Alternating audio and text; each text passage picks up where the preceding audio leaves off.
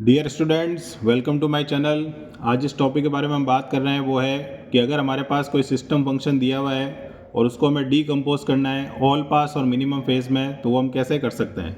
तो सबसे पहले अगर मान लो जैसे ये एग्जाम में क्वेश्चन आ गया, system is defined by H Z दिया हुआ है, यानी सिस्टम फंक्शन दिया हुआ है और एक्सप्रेस करना है एच जेड को मिनिमम फेज और ऑल पास में। तो पहली चीज़ जो हमें पता होनी चाहिए कि एच जेड जो है वो हमें किस तरह से लिखना है, H minimum into H all pass. दो पार्ट हो गए। अब मिनिमम फेज सिस्टम क्या होता है? मिनिमम फेज सिस्टम वो होता है the system having all its poles and zeros inside the unit circle. Unit circle मतलब ऐसा सर्कल जिसकी रेडियस 1 है। तो जो भी हमारा पोल और जीरो है वो 1 से छोटा अगर होता है तो वो सब कंसिडर किया जाता है किसके अंदर? मिनिमम फेज सिस्टम के अंदर।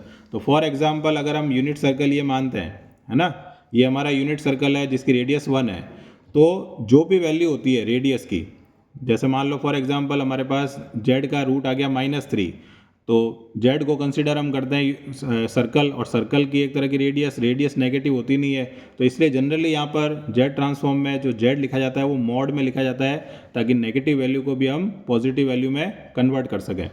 तो अब यहाँ पर जो मिनिमम फेज सिस्टम है उसके बाद ऑल पास सिस्टम का जो स्टैंडर्ड फंक्शन है वो होता है z इनवर्स माइनस ए कॉन्जुगेट। ये स्टार का मतलब क्या होता है? कॉन्जुगेट, ठीक है, 1 माइनस ए जेड इनवर्स, ये हमारा ऑल पास सिस्टम होता है। तो सबसे पहले जब हम क्या करेंगे, अब जो हमारा क्वेश्चन है उसमें जीरोज एंड पोल्स की लोकेशन फाइंड करेंगे। तो हमारे पास 1 प्लस 3z इनवर्स दिया हुआ है जो कि न्यूमरेटर है, तो उसके किसकी लोकेशन मिलने वाली है? जीरोस की। तो 1 प्लस 3z इनवर्स, तो 3z इनवर्स इक्वल टू क्या लिख सकते हैं? -1। तो z इनवर्स इक्वल टू क्या लिख सकते हैं? -1/3। अब मुझे चाहिए z की वैल्यू, तो z की वैल्यू क्या मिलेगी कि 1/z कर दो इसको, -1/3। तो z की वैल्यू क्या आ गई? -3।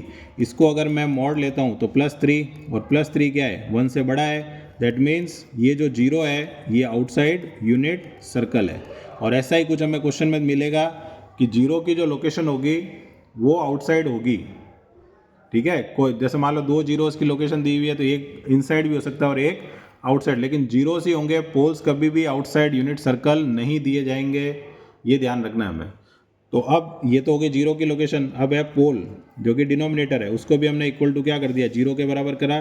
तो 1 इक्वल टू -12z इनवर्स, ये 2 इधर लेके आ गए और माइनस को भी इधर लेके आ गए, तो z इनवर्स इक्वल टू क्या आ गया? -2। तो 1/z इक्वल टू -2, तो z की वैल्यू क्या आ गई? -1/2। इसका भी हमने मॉड लिया तो 1/2 दैट इज लेस देन, इसका मतलब ये क्या होगा? Inside unit circle. तो एक वैल्यू हमारी आउटसाइड हो गई, एक वैल्यू कहाँ हो गई? इनसाइड हो गई। तो अब हमें आउटसाइड वाले को कहाँ लेके आना है? इनसाइड लेके आना है। तो जो भी आउटसाइड है वैल्यू उसको हमें एक लेटर से नाम देना है यहाँ पर C से। तो ऑब्वियस है कि -3 हमारा वो वैल्यू था जो आउटसाइड था, तो C की वैल्यू क्या होगी? -3। अब हमें इसका लेना है कॉन्जुगेट, तो उसको हम कहते हैं C स्टार। तो कॉन्जुगेट में क्या होता है, क्योंकि -3 एक रियल वैल्यू है जिसमें आयोटा नहीं है, तो 3 का तो 1/3 लिख देते हैं। अब माइनस का प्लस होगा या नहीं होगा वो डिपेंड करता है रियल या इमेजनरी टर्म पर। तो ये तो रियल है, तो इसलिए यहाँ पर माइनस का माइनस ही रहेगा। तो रियल वाले सेक्शन में रियल वैल्यू के लिए साइन चेंज नहीं होता है, केवल उसको वैल्यू को उल्टा कर दिया जाता है। अब -1/3 का अगर कोई मॉड लेता है तो वो होगा 1/3, जो कि 1 से क्या होगा? छोटा।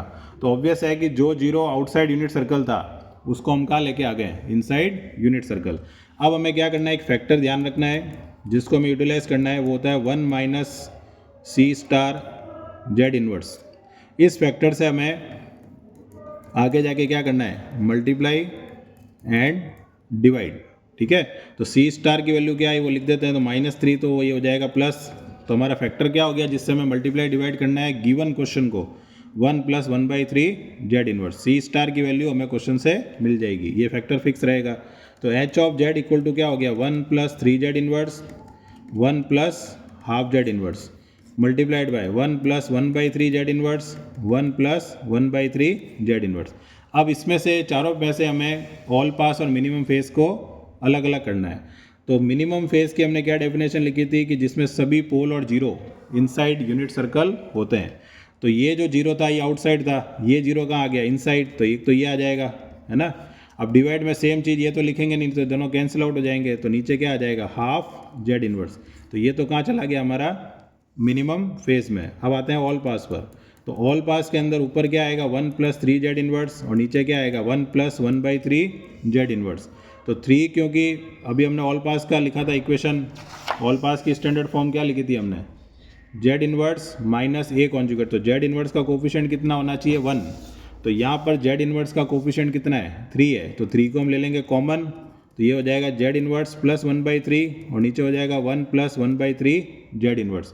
तो ये हमारे पास आ गया ऑल पास। तो इस तरह से हमने क्या किया, दोनों जो हमारे सीक्वेंस थे जिसमें हमें एच जेड दिया हुआ था उसमें मिनिमम और ऑल पास को क्या कर दिया हमने, सेपरेट कर दिया। एक और क्वेश्चन देखते हैं इसी के ऊपर बेस्ड।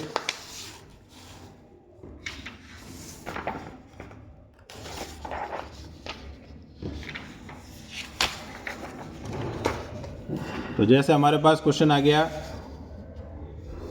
कुछ इस तरह से आ गया हमारे पास क्वेश्चन कि हमें दिया हुआ है कि discrete time causal LTI. Causal का मतलब होता है पास्ट और प्रेजेंट पे जो वैल्यू डिपेंड करती है उन सिस्टम को कहते हैं कॉजल। और एलटीआई जो लिखा हुआ है उसका मतलब होता है लीनियर टाइम इनवेरिएंट, यानी ऐसे सिस्टम जो लीनियर हो और टाइम के साथ चेंज ना होते हों, तो ऐसे सिस्टम आइडियल होते हैं क्योंकि हर सिस्टम टाइम के साथ क्या होता है, चेंज होता है। तो फिर से हमें क्या दिया हुआ, देखो एच जेड दिया हुआ है और हमें डीकम्पोज करना है उसको मिनिमम और ऑल पास में। तो पहले हम फिर से क्या निकालेंगे, जीरोस की लोकेशन। तो लोकेशन क्या होगी 1 + 0.2 जेड इन्वर्स इक्वल टू 0। तो 0.2 जेड इन्वर्स इक्वल टू -1। तो जेड इन्वर्स इक्वल टू क्या आ जाएगा -1/0.2। पॉइंट हटाओगे तो क्या आ जाएगा -5। ठीक है, 1/z इक्वल टू -5। तो जेड की वैल्यू क्या आ गई -1/5। अगर मैं इसका मॉड लेता हूँ तो वो बनेगा 1/5 विच इज़ लेस देन 1। तो ये हमारा पास क्या हो गया, इनसाइड यूनिट सर्कल। तो ये हमारा पहला पार्ट हो गया जिसमें हमने जीरोस की लोकेशन निकाली और वो कहाँ आ गई, इनसाइड। सेकंड जो हमारे पास जीरो है वो है 1 - 9। तो ये एक तरह से क्या दिया हुआ हमें a² - b², जिसकी वैल्यू हमारे पास क्या हो जाएगी a + b और a - b। तो यहाँ हो जाएगा 1 + 3z इन्वर्स और 1 - 3z इन्वर्स। अब हमें इनकी लोकेशन निकालनी है। तो 1 + 3z इन्वर्स इक्वल टू 0। तो 3z इन्वर्स इक्वल टू -1। तो z इन्वर्स इक्वल टू क्या आ गया -1/3। तो 1/z इक्वल टू -1/3। तो z की वैल्यू क्या आ गई -3।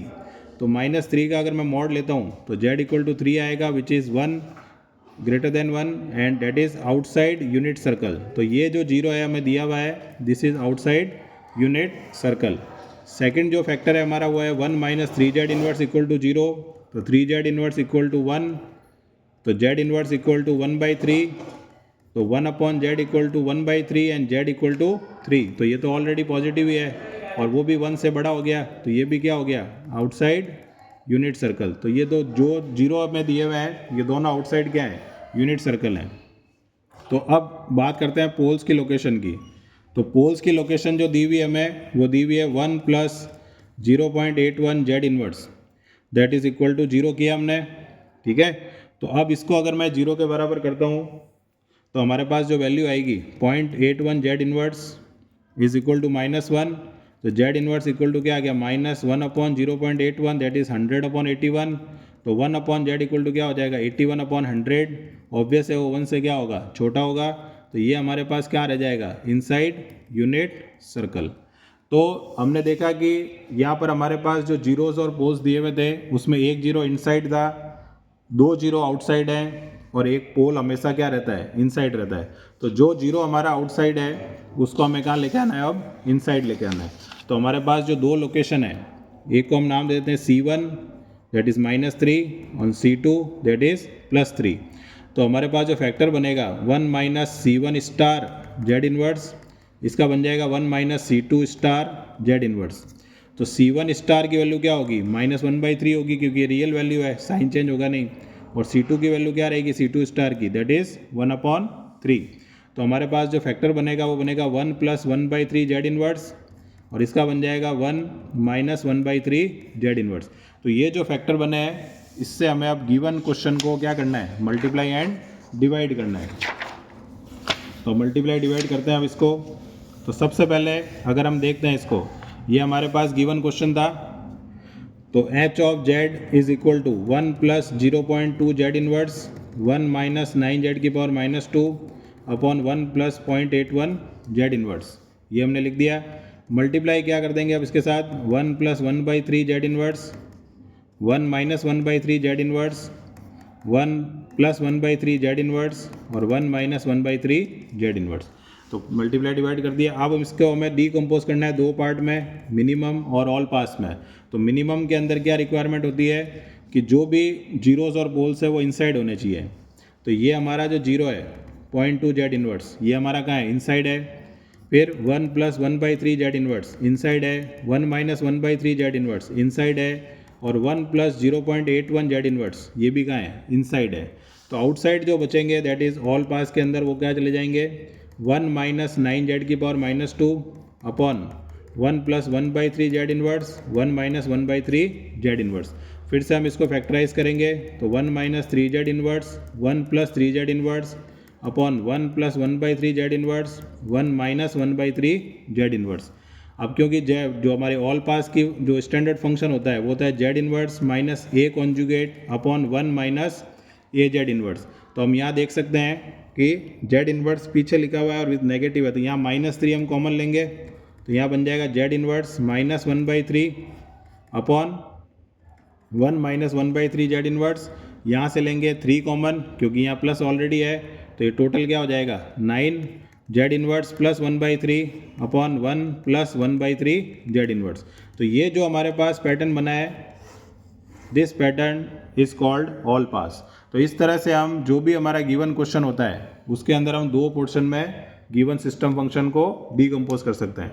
तो hopefully you have understood the concept. कोई भी डाउट हो आप मुझे मैसेज कर सकते हैं। मिलते हैं नेक्स्ट वीडियो में। Till then good bye.